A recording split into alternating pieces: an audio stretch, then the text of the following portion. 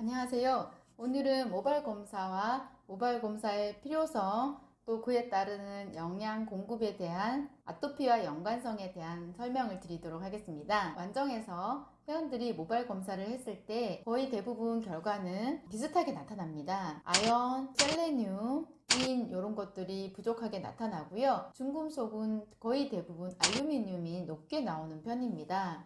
알루미늄이 높게 나오는 이유는 이전에 제가 한번 설명을 드린 적이 있는데요. 아토피로 인해서 제대로 챙겨 먹지 못했기 때문에 이런 부족한 현상들이 나타나는데요. 대부분 병원에서 아연이라던가 철분 같은 것을 검사를 했을 때 혈액 검사에서는 나타나지 않지만 모발 검사에서는 굉장히 정확도가 높게 나타납니다.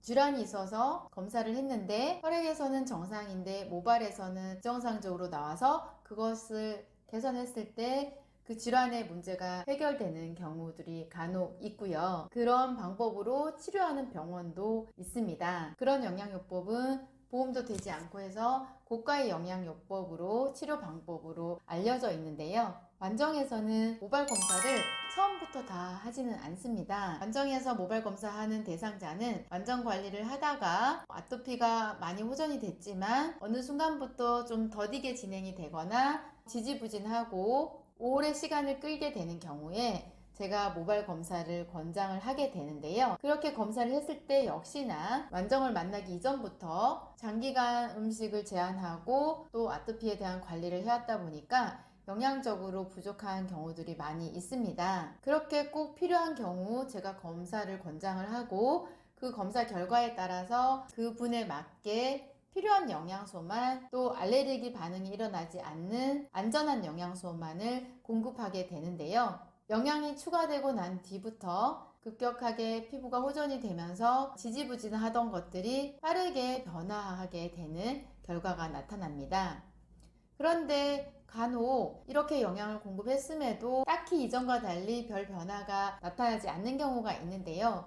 그것은 그 영양 부족으로 인한 원인은 아니다라고 판단을 하고 다음 원인을 찾아서 개선을 해 나가야 합니다.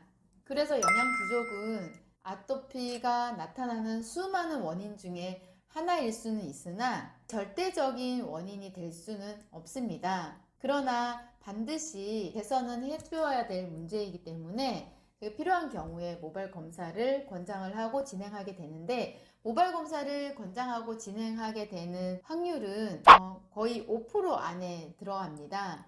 100명 중에 5명 검사를 할까 말까 한 정도로 검사를 하게 되는데요. 그분들이 대체적으로 모자란 영양을 공급했을 때 좋은 결과가 나타나는 결과들이 있었고요. 간혹 이 모발 검사만으로 또 영양요법만으로 아토피를 치유하기 위해서 관리하는 경우가 있는데 그 부분은 제가 방금 말씀드렸듯이 수많은 원인 중에 하나이기 때문에 절대적인 방법이 되어서는 안 됩니다. 스테로이드를 많이 썼거나 타고난 알러지 기질이 심하거나 원인이 따로 있는데 이 요법만으로 피부가 호전되기 위해서 관리를 한다면 좋은 결과가 나타나는 사람도 있겠지만 결과가 나타나지 않고 오랜 시간 고생만 할 수 있기 때문에 조심하여야 되는 부분이 있고요. 아토피의 원인이 영양만의 문제가 아니다라는 것을 기억해 주셔야 합니다. 예전에 정우가 아토피도 없고 건강한 상태에서 하도 뭘 안 먹어서 제가 모발 검사를 한 적이 있거든요. 검사를 했는데 역시나 아연, 셀레늄, 인 이런 것들이 낮게 나왔고 알루미늄이 높게 나왔습니다. 그때 당시에는 부족한 것을 다 채워주기 위해서 먹었는데 먹고 나서 피부가 뒤집어져서 그 뒤로 영양제를 중단하고 회복되는데 오랜 시간이 걸렸던 적이 있거든요.